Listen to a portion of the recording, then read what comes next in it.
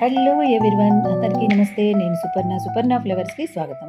మనం గుమ్మడికాయ వడియాలు పెట్టుకుంటూ ఉంటాం కదా ఈ సీజన్లో. అవి గుల్లగా క్రిస్పీగా రావాలంటే ఎలా పెట్టుకోవాలో చూసేద్దామా.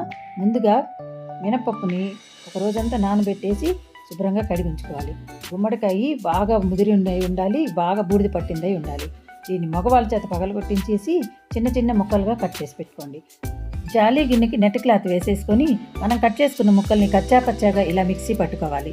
ఇది కోర్సుగా ఉండాలి, మరీ మెత్తగా కాదు, మరీ ముక్కల్లాగా కాకుండా ఇలా కోర్సుగా మిక్సీ పట్టుకొని క్లాత్లో మూట కట్టేస్తే చక్కగా మనకి జ్యూస్ అంతా కిందకు దిగుతుంది. కేజీ పొట్టు మినపప్పుని ముందు రోజు నానబెట్టేసుకొని శుభ్రంగా కడిగేసి ఇసుక లేకుండా గాలించేసుకొని గ్రైండర్లో వేసుకొని గ్రైండ్ చేసుకోవాలి.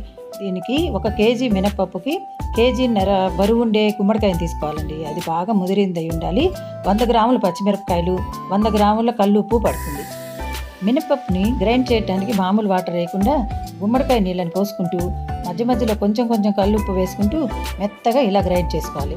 ఇలా గ్రైండ్ చేసుకున్న దానిలోకి 100 గ్రాముల మిక్సీ పట్టుకున్న పచ్చిమిర్చి పేస్టు, అలాగే ఒక స్పూన్ ఇంగువ వేసుకోవాలండి. ఇంగువ వేయటం వల్ల మనకు 3 ఉపయోగాలు ఉంటాయి. ముందు టేస్ట్ వస్తుంది, తర్వాత దీని వల్ల పురుగు పట్టకుండా ఉంటాయి మినపొడియాలు. ఇంకోటి ఏంటంటే మనం ఎక్కడ ఎండలో పెట్టినా పావురాలు తింటూ ఉంటాయి కదా, అలా పావురాలు కూడా వీటి జోలికి రావు ఇంగువ వేయటం వల్ల. ఈ 3 బెనిఫిట్స్ వల్ల ఇంగువ మనం ఖచ్చితంగా వేసుకోవాలి. ఇంగువ వేసి మనం బూడిద గుమ్మడికాయ తురుమంతా ఇందులో నీళ్ళన్నీ పిండేసుకుంటూ వేసేసి చక్కగా కలిపేసి పొద్దున్నే కనుక డాబా మీద ఎండలో పెట్టామంటే మొదటి రోజు ఇలా ఉంటాయి, రెండో రోజుకి ఎండిపోతాయి, మూడో రోజు చక్కగా లంచ్లోకి వేయించేసుకోవచ్చు. గుల్లగుల్లగా ఉండే ఈ గుమ్మడికాయ వడియాల్ని మీ ఇష్టం. ఆవపెట్టిన అరటికాయలో తింటారా, బీరకాయ చట్నీలో తింటారా, ఇవేవి కాదంటే గుమ్మడికాయ గుజ్జు పులుసులో తింటారా, ఎందులో తిన్నా అదుర్స్. Thank you for watching.